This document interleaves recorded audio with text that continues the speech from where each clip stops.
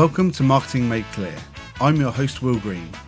Today's episode is a bonus episode which covers my recording with Mike Hanson, who's had an illustrious career in radio and more recently in podcasting with his company Pod People Productions. This is such an insightful chat, so I hope you're locked in and ready. And with all bonus episodes comes a bonus theme song.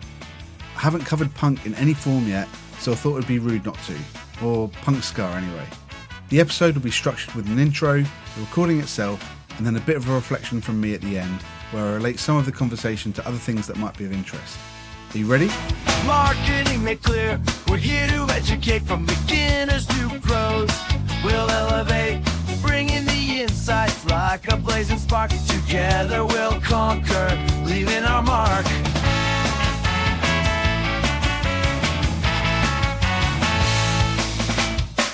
So Mike Hanson is the founder and director of Pod People Productions and Thelonious Punk Production. And what a cool name that is, with reference to Thelonious Monk, who was a prolific jazz pianist and composer who rose to fame in the 40s. He is known to be pretty innovative in his compositions. But Mike has over 30 years experience in the radio and music industry, with nearly 20 years experience at the BBC, producing at both Radio 2 and BBC 6 Music. And Mike has also produced on Talk Radio too. As a London resident, but originally from Canada, Mike has worked with some of the biggest names of broadcasting. His podcasts include Egypts of the World with Andrew Maxwell and Glenn Wool. And Glenn Wool actually is someone I've seen a few times at stand-up shows. He's a very funny guy. Andrew Maxwell is the voice of X on the Beach, and both of these dudes are about as funny as it gets. Then LVB Presents with Steph Thompson, the Dr. Richard podcast, Namaste Mother Truckers, let's say, with Callie Beaton. Callie being a beast in the media world with her background in MTV, UK TV, Viacom CBS, Nickelodeon, Comedy Central, Paramount, the list goes on. What an inspirational character Callie is, by the way. And the Hapori podcast with Rob Solly. Sisters in the Shadows with the supremely talented Colette Cooper. Colette being Mike's partner in crime with their lovely pup Billy. And Mike and Pod People have an amazing portfolio of podcasts, so please do check out Pod People Productions to see the full list. But I of course know Mike and first met Mike as the producer of the wonderful Anna Webb's A Dog's Life. So let's dive into the conversation with Mike. Thelonious Punk Production, which is an awesome name, by the way. Love that. That's a funny, because I'd always wanted, I always thought it was a cool name for a band.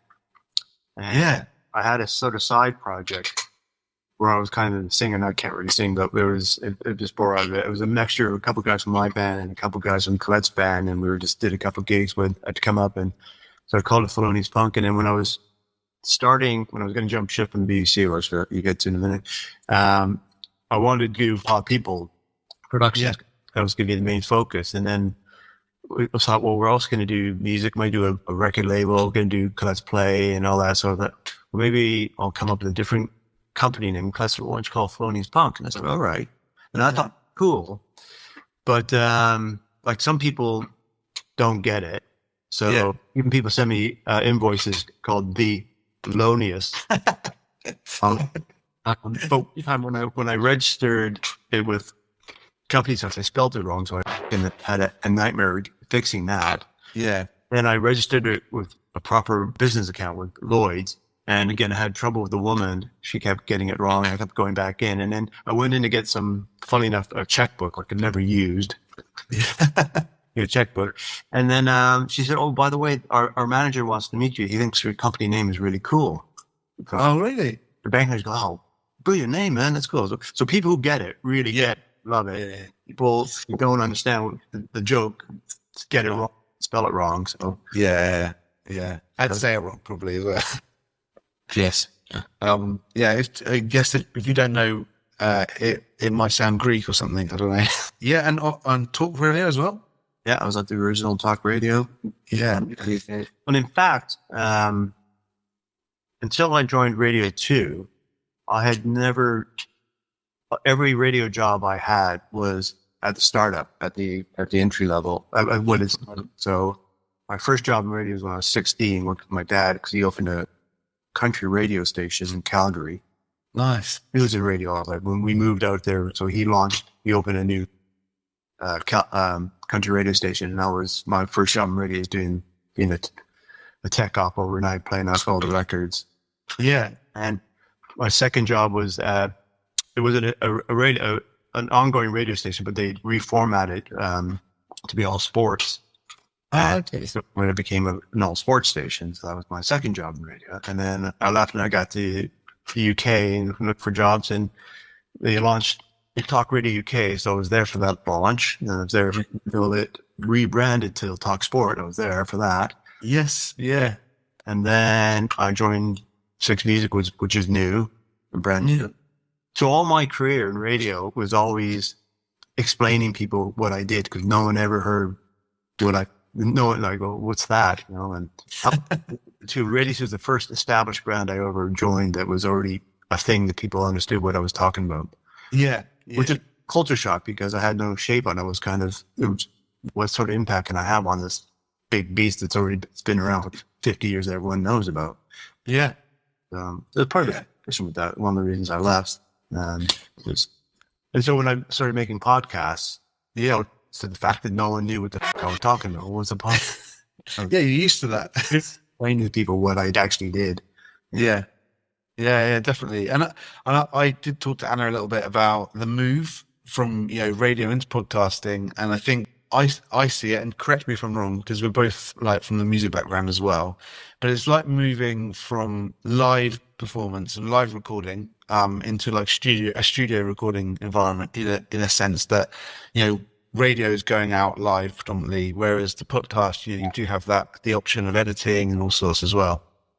Yeah, that's a good analogy, actually, to perfect analogy between live performance, recording it, and then editing it. The thing about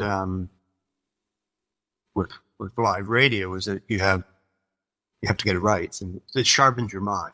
And I always found this when I was in radio, if we were recording anything, knowing that if you made a mistake, you could do it again. It's a bit of a safety net for people, presenters, but also it kind of makes them a bit unfocused. So you end up doing 400 takes because they couldn't get it. But if you gave it to them live on air, they nailed it the first time. That would be it.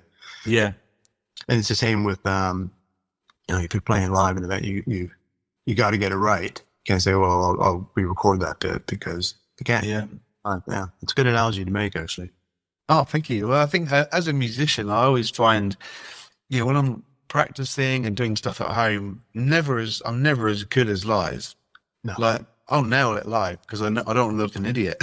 Yes. It's a big driver. But and like, since you've made the move into podcasting, like, you've got a hell of a portfolio there with Pod People. Amazing. I think I was looking through them, and I know the Egypts of the world. Yeah.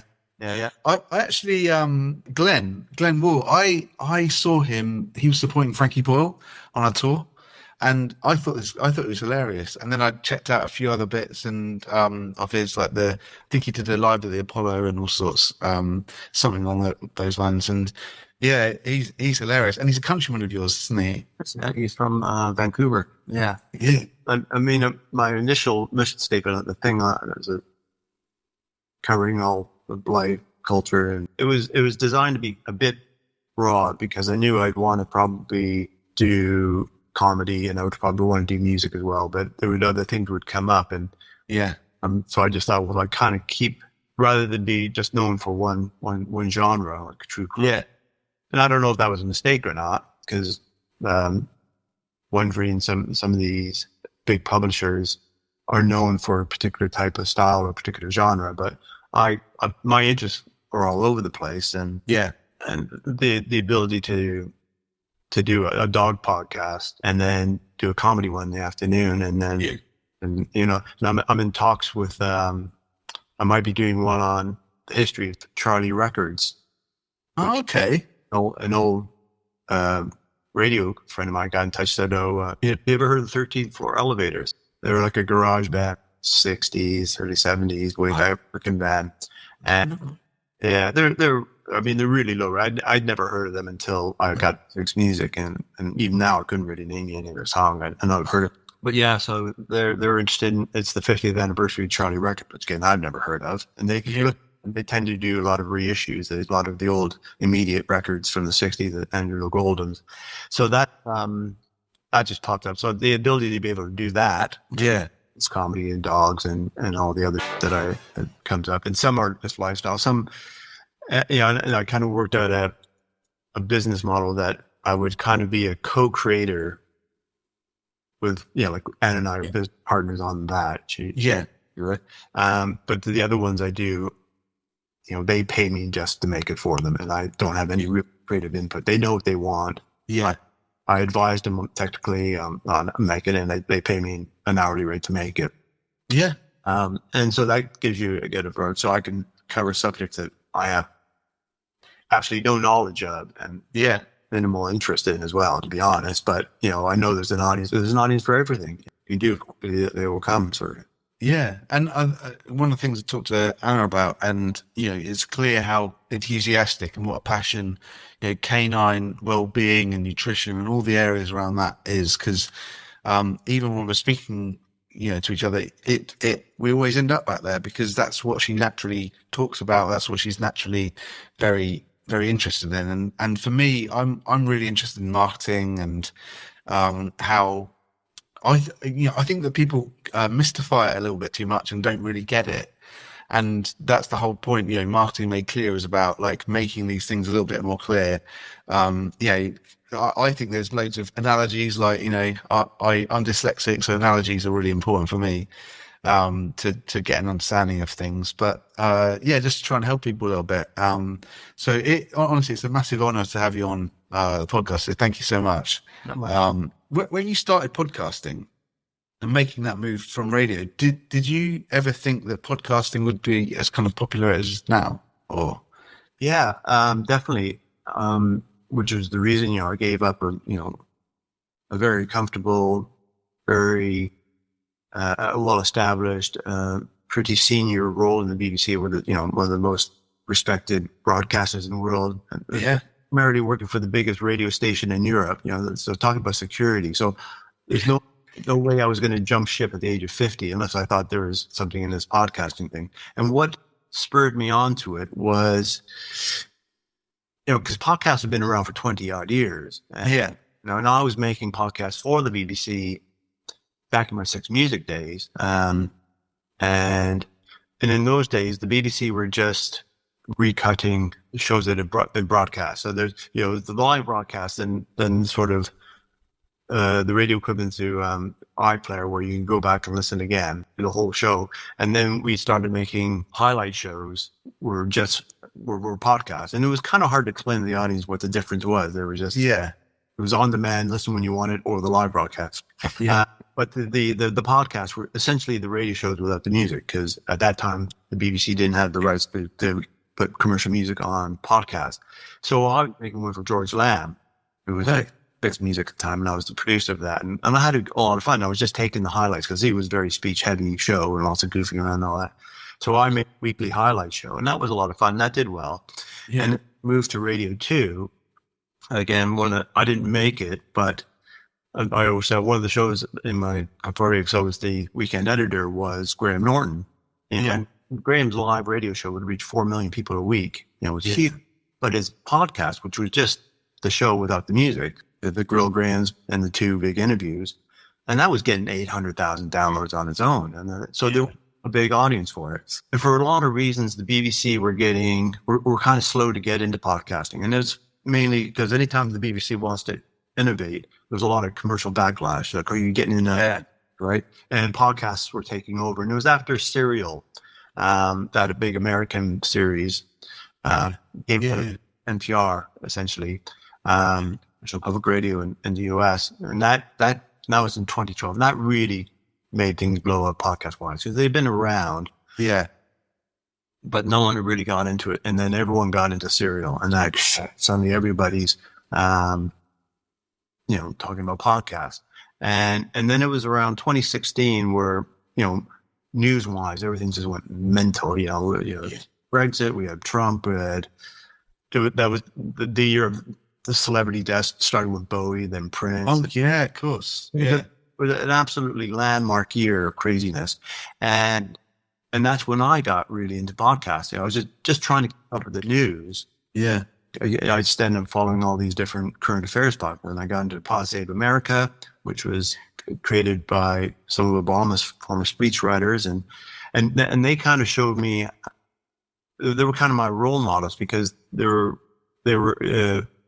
intelligent, in depth, but very one sided analysis of the news. So they were unashamedly Democrats, particularly Trump, but all the Republicans, and they didn't have to be both sides, and they didn't have to be balanced. This is their fight back against Fox News. But they also had adverts, to fund it, and the adverts were funny. And, Yeah, I like that.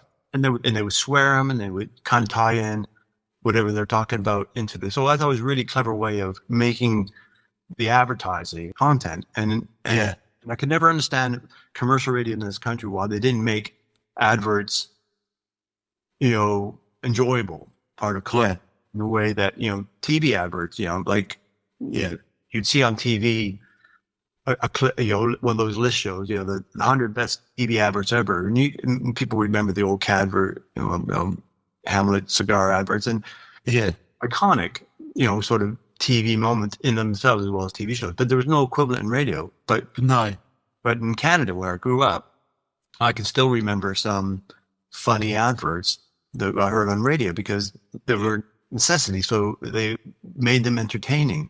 And I can still remember them for Grizzly Beer and for Pizzaville and Pizza Express and all these sort of brands. And there's Elwin, this still sort of stick because they were really, really, really funny ads. And we quote as much as we quoted the radio shows we listened to.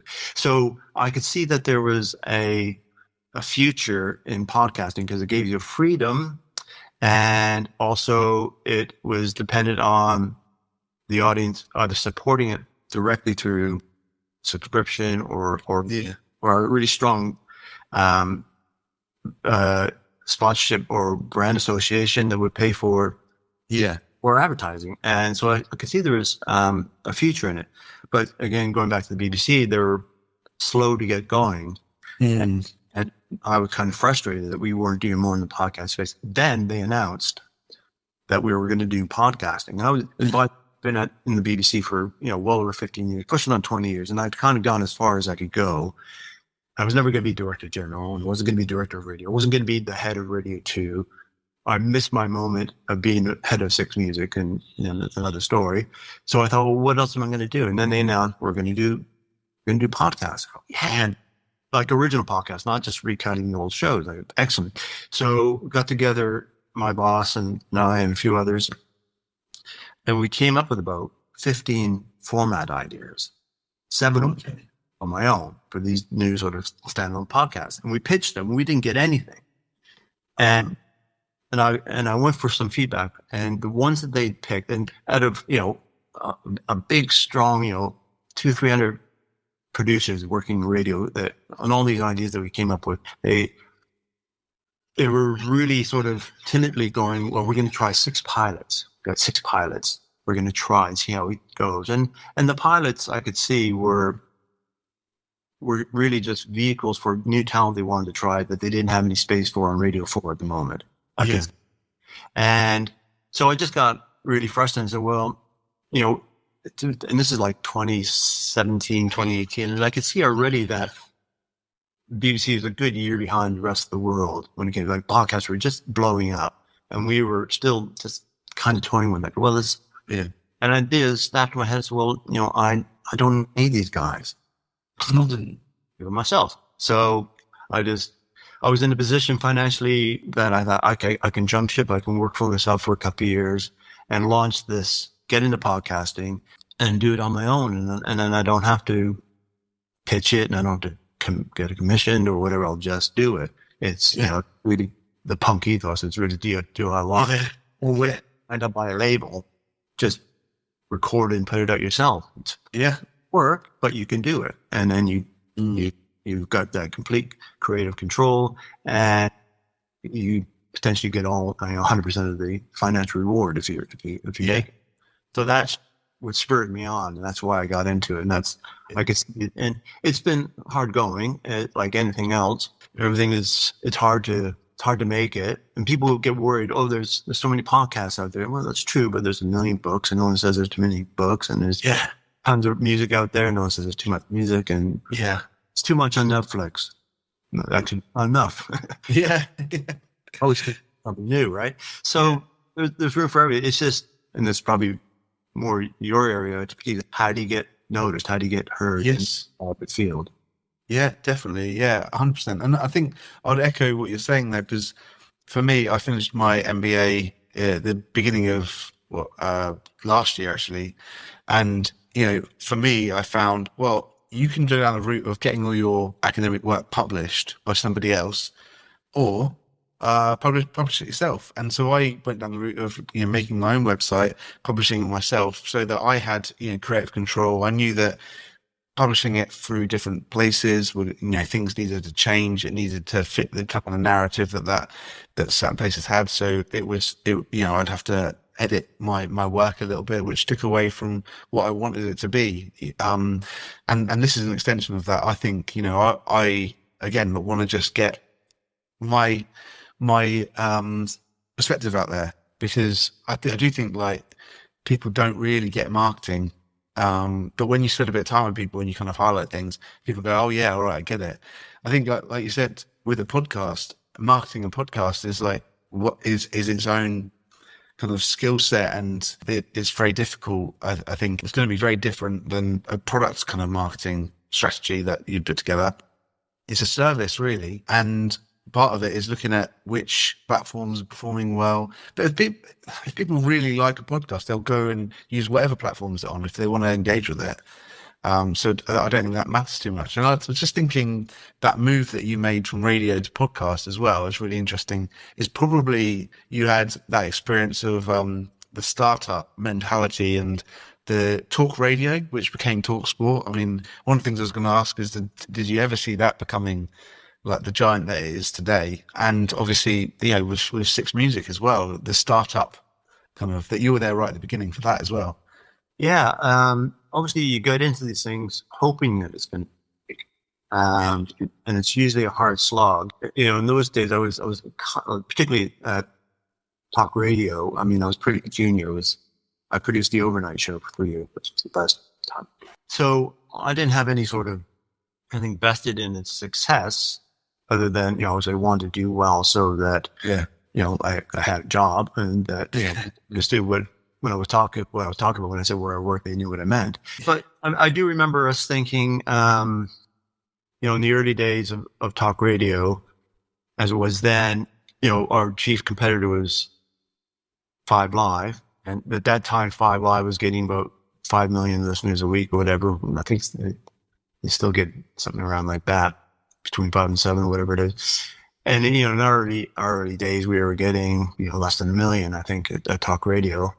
But we did believe that within a few years we will be as big as 5 Live. I don't think they'd ever got there. I think when I was at talk radio, when it was the highest we got was 2 million. Then Kelvin Kenzie bought it and gradually was introducing more sport into it, and then eventually 2000 we turned it into talk sport. Again, I don't know what, in terms of traditional reach, I think they thought, we'll get a couple million. Again, we'll compete with 5 Live on the sports side.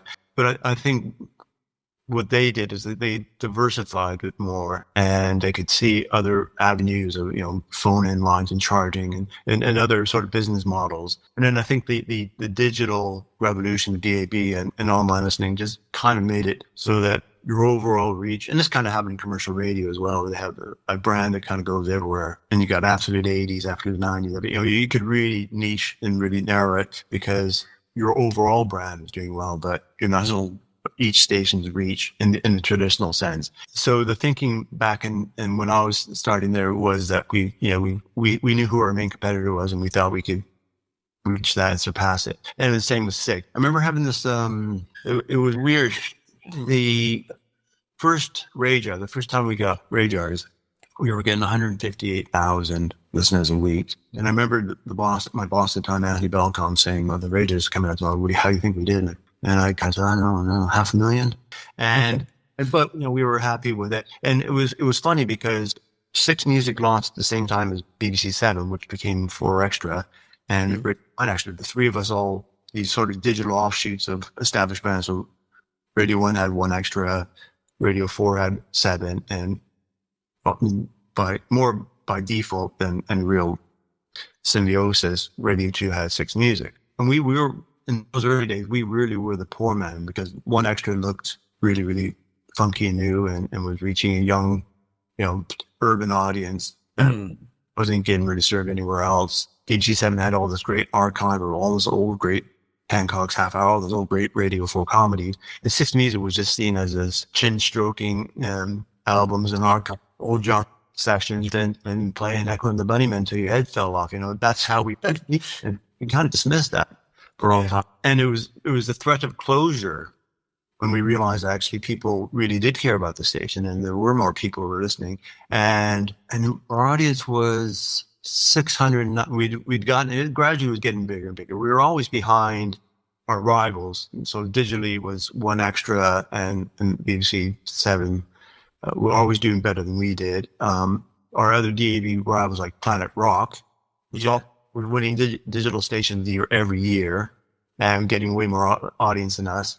And then analog, XFM, so they were kind of our indie guitar rock rivals. And we were always second to it. We were always fighting against them and losing, as it were, until they were threatening, and which is one of the reasons I think no one's listening to this station, no one cares, let's shut it down. And then everyone, went mental and came, and then it focused on us on what Six Music actually was, which was, this alternative spirit of rock or this spirit of alternative music. And it did matter to a lot of people and not, the songwriters, PRS, the music industry, everyone came to our defense. And then suddenly 695,000 listeners a week to well over 1 million. Now they're resting nicely around 2.5 million listeners a week. And I always thought we could get there, but I remember having this argument with Mark Riley.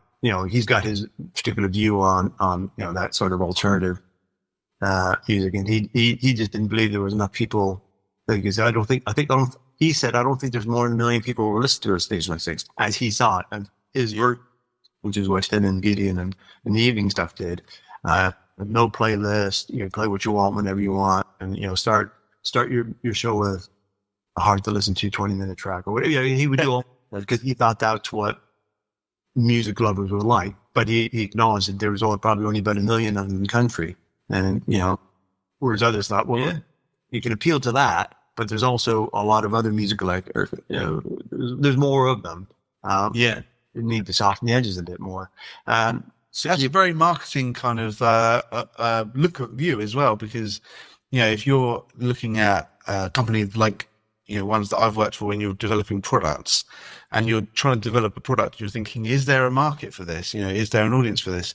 It also, in an industry we both worked in, which is the music industry, for A&R guys, to think, like this band might be brilliant. I might love them, but is it, is there an audience out there that we can market this to? Is there is there a group that we can say, this is our audience, and can we put this product, let's say, in front of them, whether that be, a band, a live shows, album, whether we're talking about a radio station, whether we're talking about podcasts, it's the same thing, it's identifying an audience and then targeting them with it. Yeah.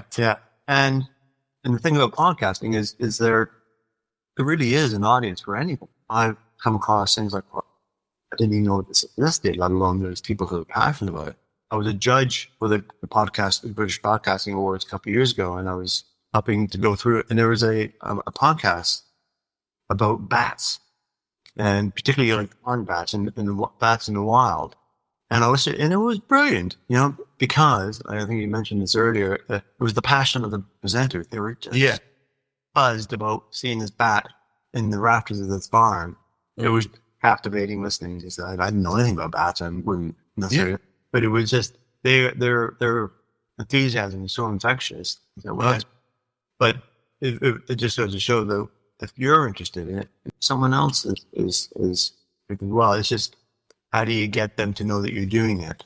I did this series for this thing, this online course.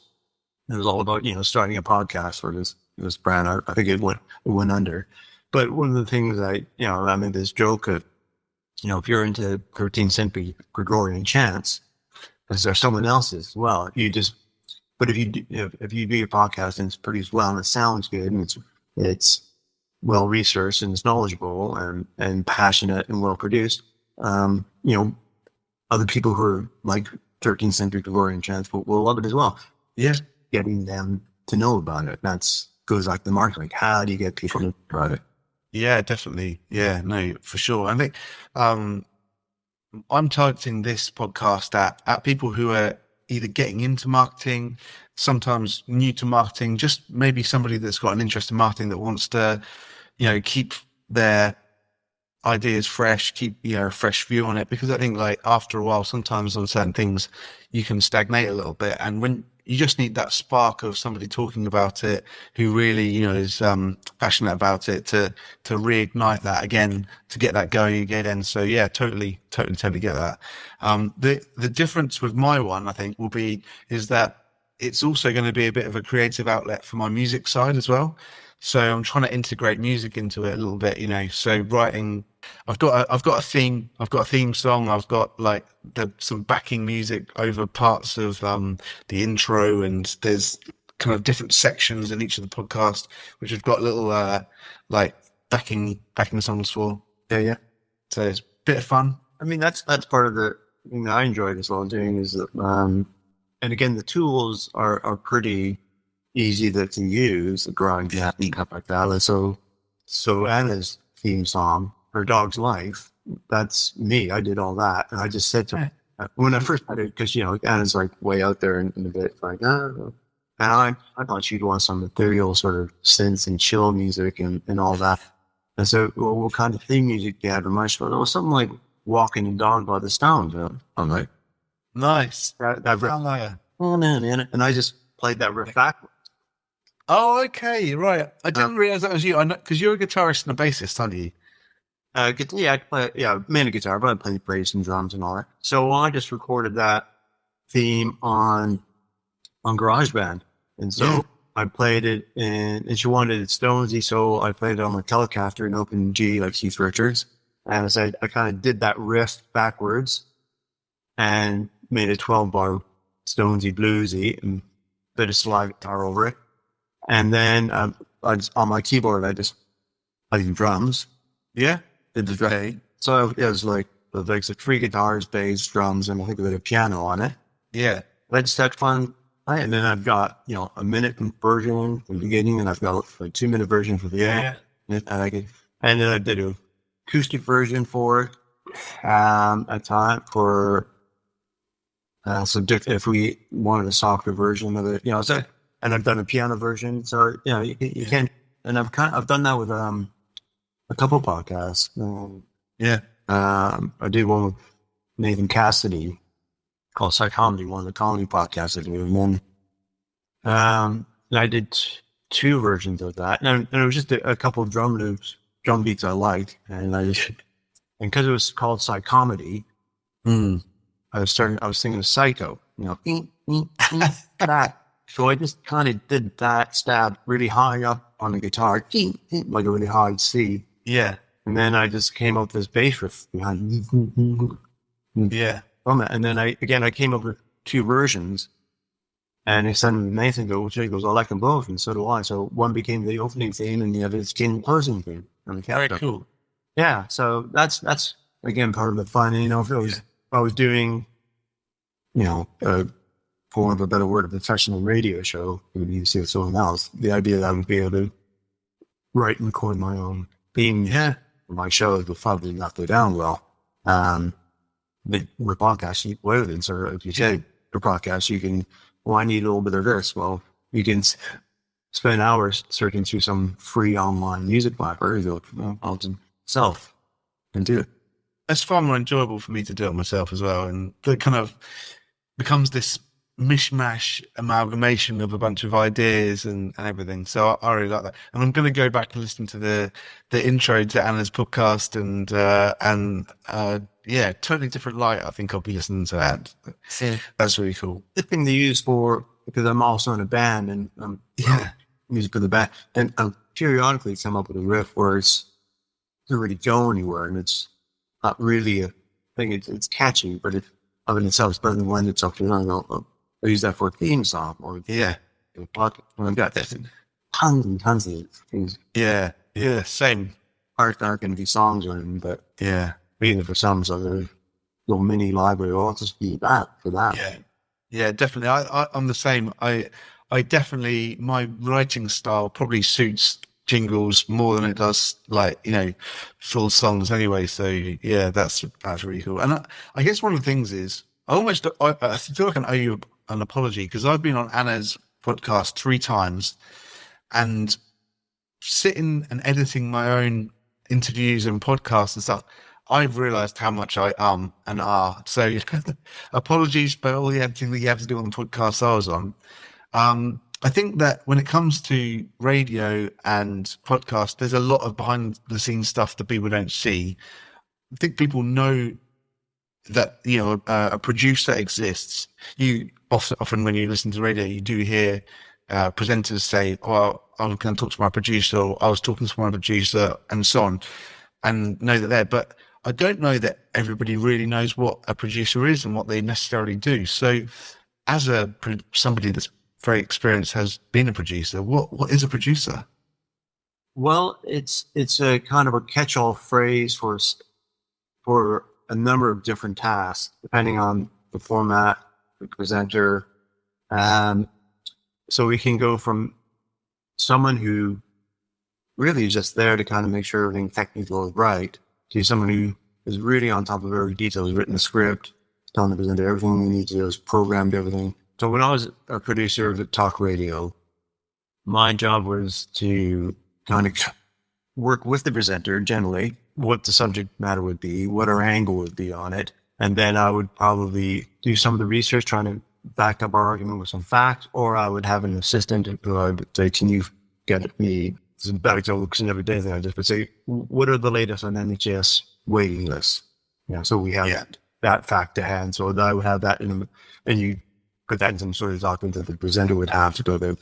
Then once you're live on air, particularly in talk radio, you might have booked a guest, so you're briefing a guest on what you're talking about. You might do a little bit of write a little bio for the presenter. Do you know who you're talking to? Or with your assistant to do that. That's it. It's interesting. There's some admin stuff. There's planning stuff. There's writing. You might physically record it, or you might have an engineer record it. You tell them what you want to do. Producing is hands-on or as hands-off as you want it to be for that particular show with one. In music radio, again, it depends on what the show is, who the presenter is. So a daytime show in Radio 2 or 6 Music, a lot of the music programmed by the network.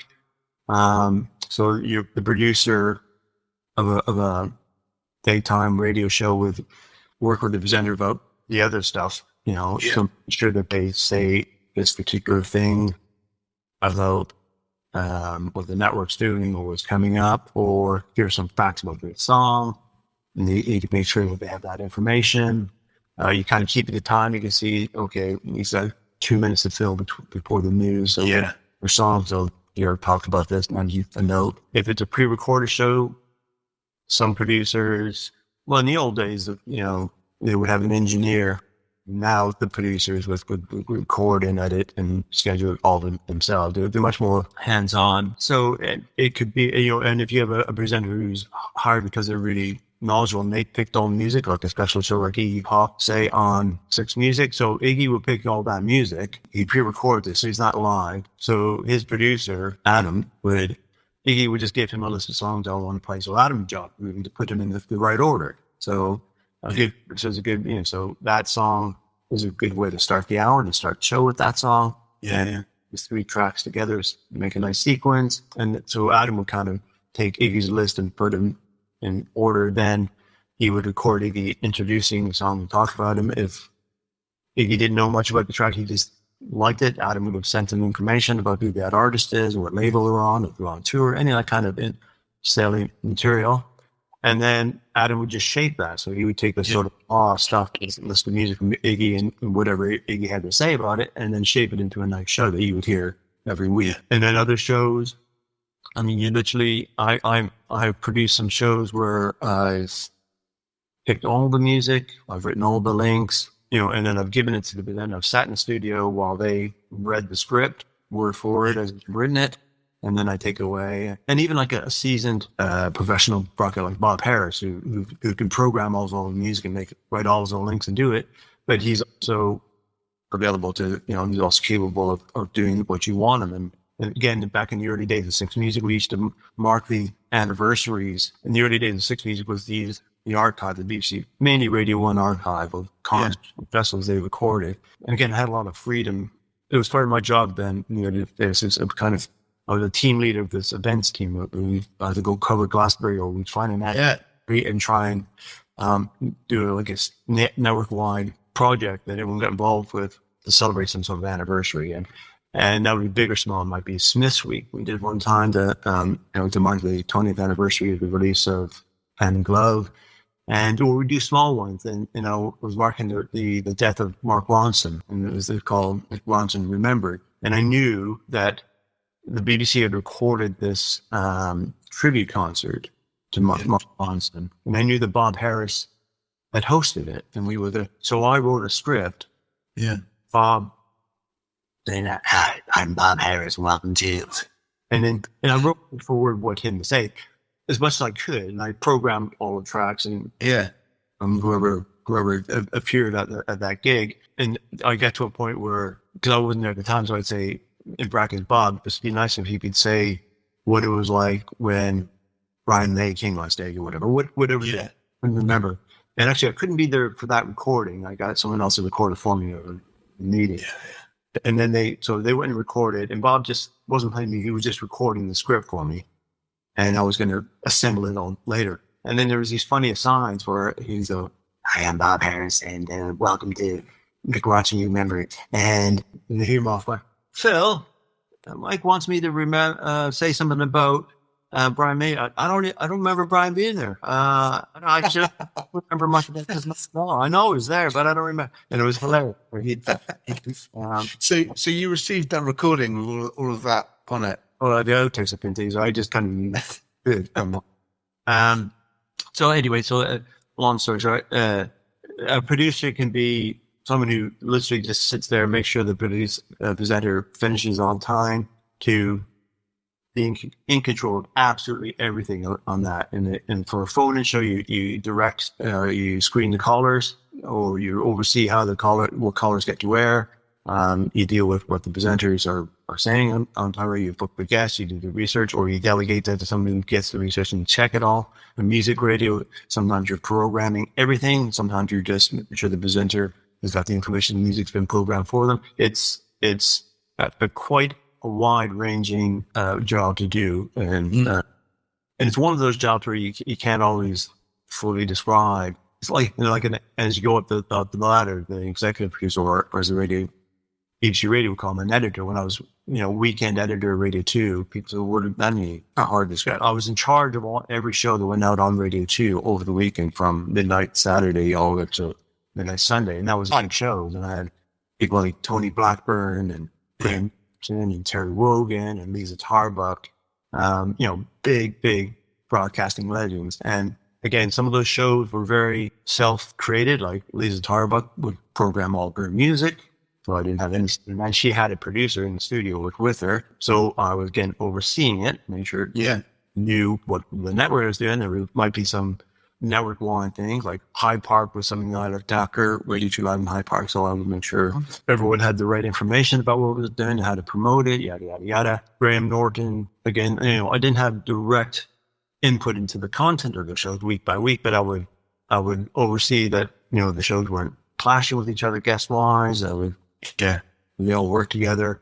But it was kind of a nebulous, really kind of hard rule to define exactly what I did weekend, other than having a lot of meetings and being up on what they were doing. But I wasn't in the studio making it. And again, and this is why, going back to why I jumped ship, was I kind of missed that hands-on creation of making something. I'd pop in the studio to say hi. Someone cool came in, I'd go in to meet him or something like that. Yeah. In this, I didn't make the shows, but very, very rarely. I tended to just catch up with the producer, and then I was conduit between what the producers and the presenters were thinking with senior management. I can tell them and back and forth. I was kind of a middleman. It was proper middle management, which had its ups and downs, I guess. It was benefits in some ways and cool in some ways, and TDC boring in other ways. Yeah. That's the sort of making stuff. So again, the podcast with the view of actually being able to record, edit, and make the thing that I heard in my head. Yeah, and I think like from my side, approaching it as well, my background in music with, I spent 3 years studying record production, among other things. So, learned from the very best about Pro Tools and recording techniques. I do think I would struggle a little bit if I hadn't had that. Even though you get GarageBand free when you get a laptop or anything. But it's funny actually when I was looking at the podcast that you have and the podcast that you're directly involved in, because like music wise, I used to, when I was younger, I used to get sent away on these like residential camps, and you'd go and you'd spend a week with a couple of like quite high profile musicians to learn from. And one of the guys I was on a course with, this guy, I don't know if you've heard of Greg Bissonette. He's a drummer. He plays with David Lee Roth. Well, he was the drummer for David Lee Roth when he left Van Halen. Oh, right. He was Joe Satriani's drummer. He played for Electric Light Orchestra and Ringo Starr's All-Star Band. He was the drummer for as well. But the big one for me, especially at the time, was he was and still is the drummer for Spinal Tap. And so they did a Q&A thing with him. And one of the questions I said, and obviously the famous thing about drummers blowing up, he's the longest standing drummer they've ever had, so probably because they're not kicking that much. But they did a Q&A, and one of the questions I asked him was I think those guys are hilarious, the Spinal Tap guys, and when they're doing their thing, and I don't know, the tiny Stonehenge is coming down, I said, how do you not just like lose your because being a drummer, if you were doing that, you'd lose it. And he just said, well, I just lose it sometimes. It's hilarious working with those guys. And it just, you're not meant to, I guess, to take that as a producer. You work with the guys on the Egypts of the World podcast. And my question to you was, like, how do you not lose it when those guys are being hilarious? Or I do.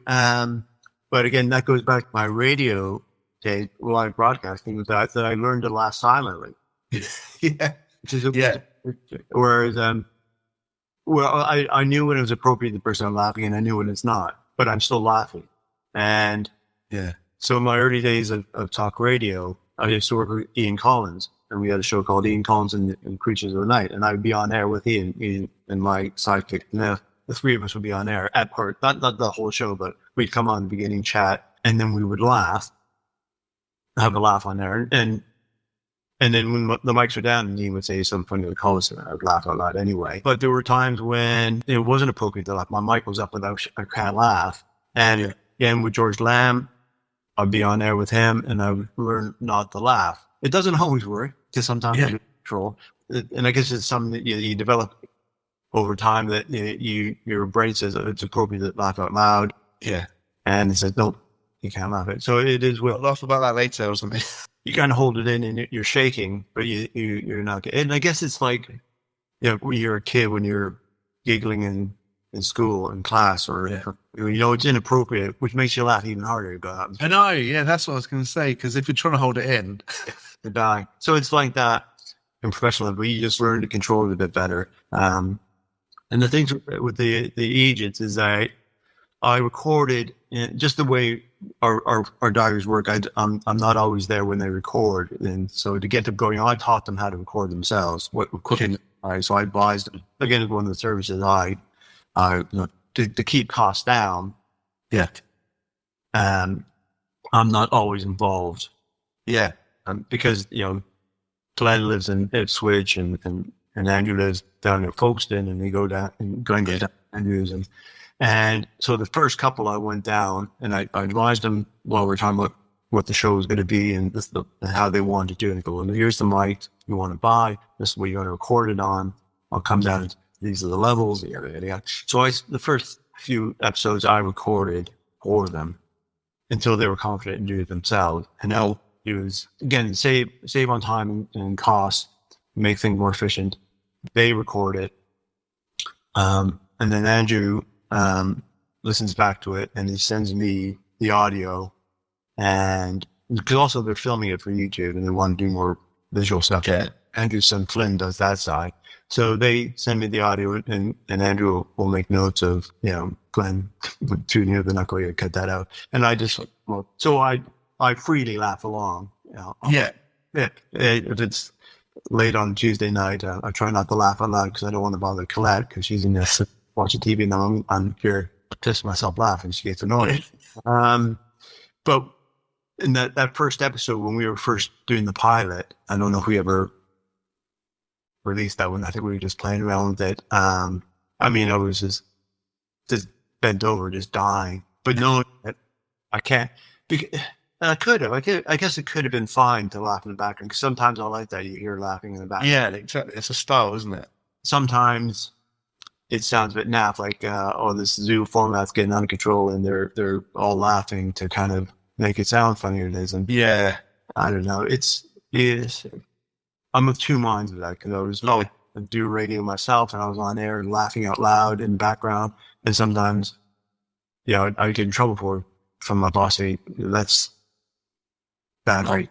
Just so that because there's a fear that it's exclusive to the listener at home. That these clowns laughing amongst themselves and you're being excluded. So that's the fear of it. Yeah, because as I say, I'm from Canada, and thanks to the internet, I can listen to baseball games on my phone, and which I do late at night. And I was listening to a game last night, and on the station where I got one of my first jobs was working for the sports station in Toronto, and I was listening to the Toronto Blue Jays baseball game. And I was like, I don't know any of the guys working there. Now, this is 30 years ago, over 30 years ago. But I was listening to it, and the guy was talking, and then he made some joke, and I could hear the producer in the background laughed off in the distance a couple of times ago. And I hadn't heard that quite before on that stage. I remember getting in trouble for doing that. Yeah. I think it comes down to whether it's meant to be, a lot of the things about podcasts is that them being an intimate thing between the podcaster and the listener. But then it depends on the format, because say like Anna's format where she's usually interviewing somebody, well, it's not so much directed at, the dialogue isn't necessarily directed at the listener. It's directed in the style of an interview. So it's a little bit different. Well, thanks for all, you've had an amazing career. It's amazing. I think there's so much that, myself, other people can learn from all the things that you've done. I really appreciate you kind of spilling the beans a little bit. And I guess that just in closing, it would be, do you have any advice for me as a fledgling podcaster? Well, I would just say, I guess the thing I've learned about running a podcast is when I first got it, I was really excited. Like, I'll just do anything. Yeah, we'll just try it. If it doesn't work well, we'll do something else. And it was a real Wild West mentality, which I liked. I was really excited. Like, anything goes.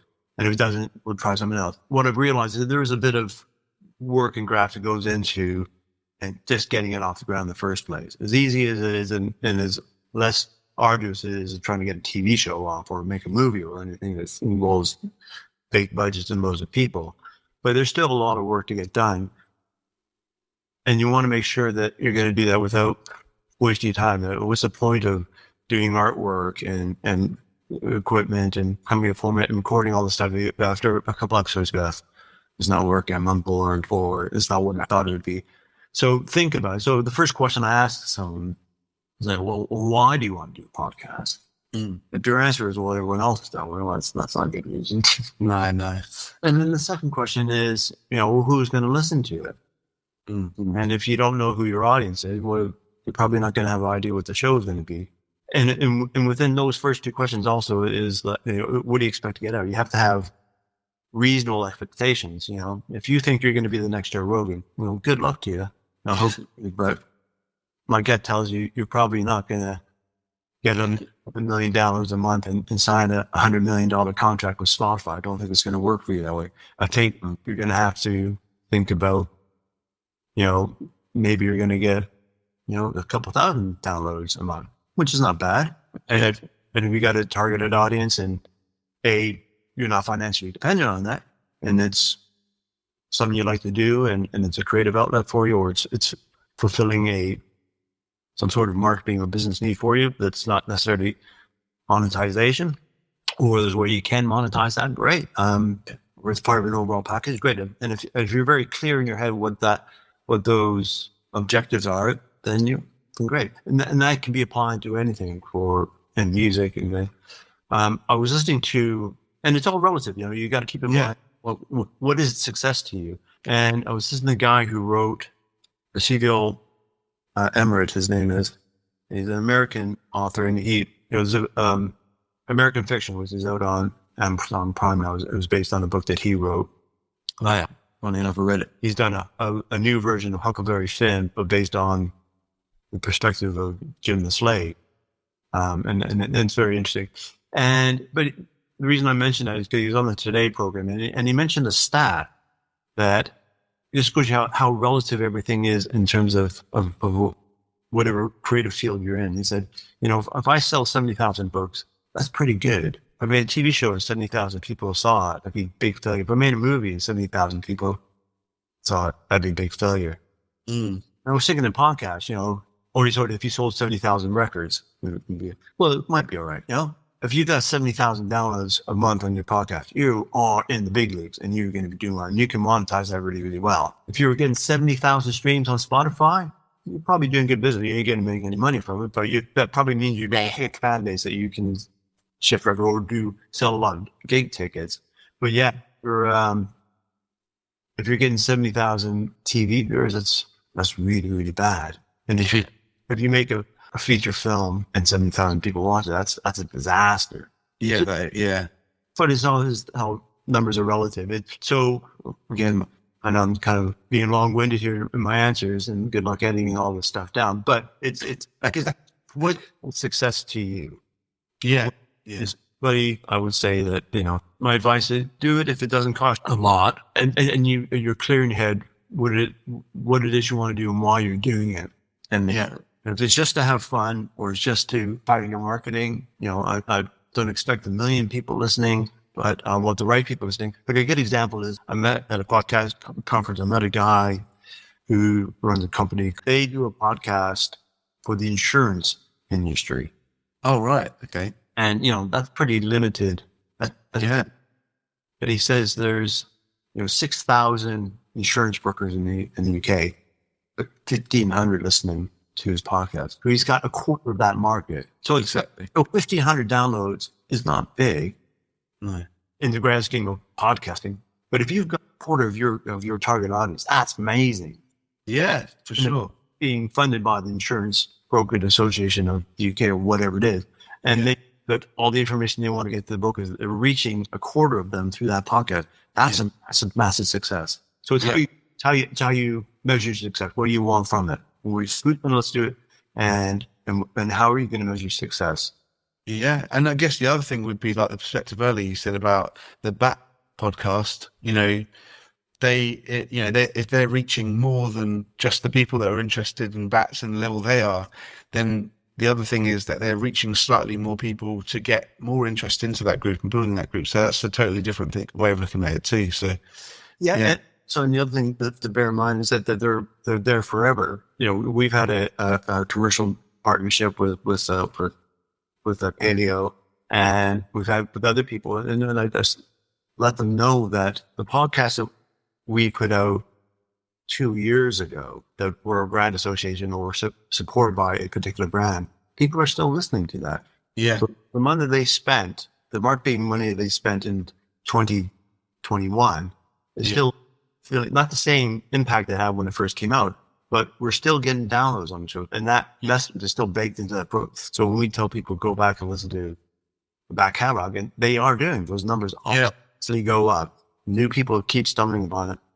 So that message is still relevant. And if we were bigging up a brand or a book or whatever, people will still get the benefit of that and they will forever. Yeah. Unless I physically go in and delete those episodes from the hosting platform, they're out there for forever on all. Yeah.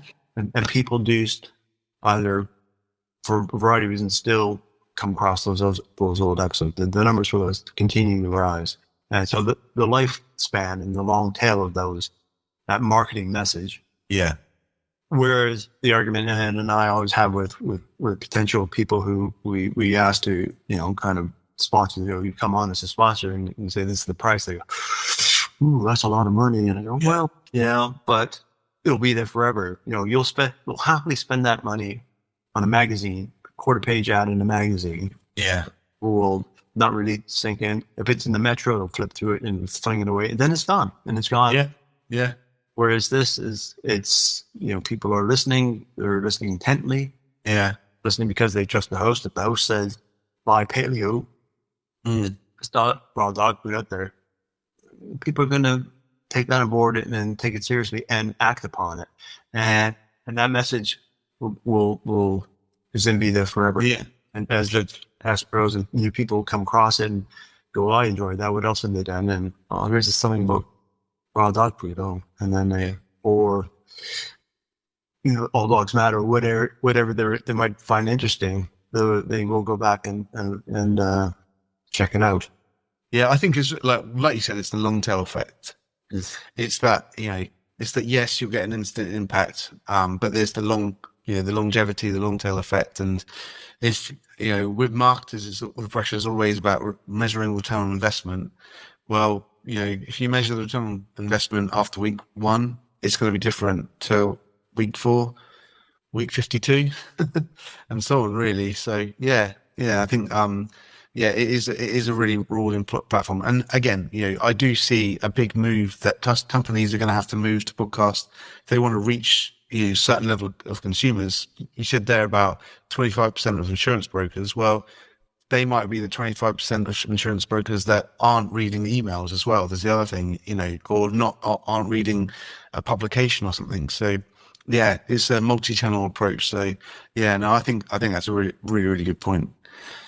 But yeah, well, thanks so much, Mike. I really appreciate it. Cool. All right, man. Well, yeah, I don't get to do this kind of stuff. Gosh, I'm about myself. So is it fun? Yeah. No, honestly, I can't thank you enough. And I did also say to Anna, the part of the reason I'm doing this is being on the podcast, meeting you guys, and that's really inspired me to do this. So thank you for that as well, honestly. No problem. Yeah. So I absolutely loved speaking to Mike about his career. So Mike has been hugely influential in the field of radio in the startup period, with so many great institutions that we know about, like BBC Six Music and Talk Radio, to name a few. And I think for this series on podcasting, it's really interesting to see how Mike took that leap of faith, which is something that just keeps coming up, by the way. But Mike took the leap of faith to move into podcasting and is now influencing that field now. Some of my key takeaways from Mike was that although podcasting offers creative control and the potential for financial reward, but it can be hard work. Mike said about doing a podcast on Charlie Records, and Charlie Records was founded in France in 1974, but then moved to the UK when the founder Jean-Luc Young moved over. Charlie was originally known for American-originated jazz and other modern oddities, but is now mainly an album-orientated retro label. I was really fascinated to hear about all the different aspects of launching radio shows and the origins of Six Music and Talk Radio. But in business, we can be so focused on the bottom line, the money, the revenue. But it seems novel to be focused on audience size. But for commercial radio, the bigger the reach, the bigger the advertising revenues. And for the BBC, if a programme or radio station isn't attracting a sustainable audience, it's not a sustainable programme. As we discussed, when marketing a podcast, it's essential to reach and engage with the target audience. The growth of podcasting has created new opportunities for content creators, but finding your niche and targeting a specific audience is key to podcast success. I love the Story of the Bat podcast. I might have to give that a listen, actually. I like bats. And 13th century Gregorian chants is my thing, actually. And creating theme music for podcasts can be fun. I really enjoy writing various little bits of music that go into my podcasts, I've also experimented with some AI music generation that I can later use and edit, mixing in my own recorded music. But if you get the chance, please check out Anna Webb's podcast with Mike, which is called A Dog's Life, and you'll hear the theme that Mike was talking about that he played. And just try and think of Walking the Dog by the Rolling Stones. I listened to that podcast a lot, so now I've heard it and gone back to listen to it, I can actually hear that in the song. I just hope that the Rolling Stones don't do a Bittersweet Symphony thing on them and do what they did to the Verve. But if you have no idea what I'm talking about that, look it up, because that's a crazy story as well, by the way. But Mike is clearly a very talented musician, and it must be great to be able to express himself in that way. I know that I'm enjoying it with my podcast. So, in summary of what Mike was saying about being a producer, the role of a producer in radio and podcasting can vary, from technical support to script writing and research. As Mike said, it's quite a wide-ranging job, but I think it was really interesting to hear Mike's perspective on that again. And there's a bit of crossover there on the topic of Glastonbury, because Mike and I have both worked at that festival in different areas. I actually worked on the medical side, whereas Mike worked obviously in the production and recording for BBC. And Mike mentioned Colette Cooper, and I mentioned Colette in the intro as well, his lovely other half. So Colette is actually a multi-talented singer, writer and performer, and she's a critically acclaimed artist. They've got a lovely little dog called Billy. So kind of in closing, some brilliant advice there from Mike for fledgling podcasters like myself. It's obviously important to have clear objectives and reasonable expectations. Podcasts can have a long-term impact and can reach targeted audiences, but it can be a grind. Like Mike said, it's all relative, because my target audience is predominantly marketers or people looking to get into marketing, or business owners that might be interested in learning a bit more about marketing. And that audience is going to be restricted in some way. I can't expect to get the same number of downloads as a podcast that has a much wider topic. But my expertise is in marketing, so that's what I'm focused on. And as Mike said, podcasts are there forever. So there's a definite element there of legacy to starting a podcast. And that's definitely part of the appeal for me. From a company perspective, sponsoring a podcast can be a great long-term investment, because if that podcast is getting good engagement, then you'll continue to get reach and engagement for your adverts in the future. Perhaps the only drawback would be that if you're promoting something that isn't really a long-term offer or product, then it goes out of date. You might run into some problems because you'll still be kind of advertising it or communicating that on that podcast. If you don't know what the long-tail effect is, then stick that into Google and have a little look at the graph. But it basically illustrates the long-term impact of anything in a particular way. So although podcast advertising will have an instant impact, there will still be engagement over a longer period of time. That's basically what I'm trying to get at anyway. So massive thanks to Mike. I really enjoyed having him on the podcast, and I'm really thankful for him and Anna for inspiring me to do this as well. So here's a listen to that theme one more time. Enjoy. Marketing made clear, we're here to educate from beginners to pros.